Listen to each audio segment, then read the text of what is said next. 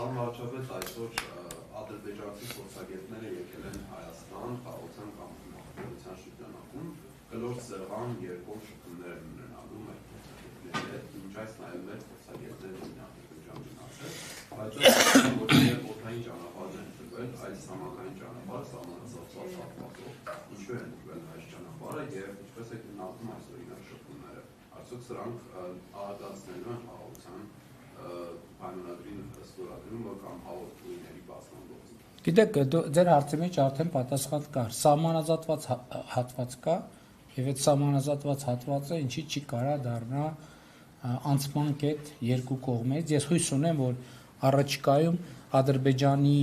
հետ համատեղ մենք այդ սահմանազատված հատվածներում որևէ մեկում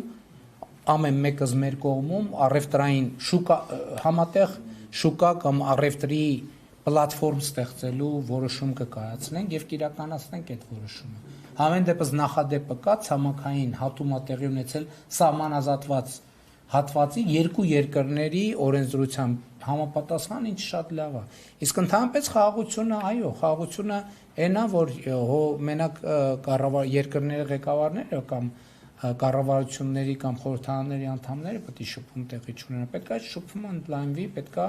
ավելի հաճախ դառնա, որովհետև այո, խաղաղությունը եւ դա խաղաղությանը նկատմամբ խնամք տանելու եւ խաղաղությանը տեր կանգնելու շատ կարեւոր մի բան է, դրսեւորում է։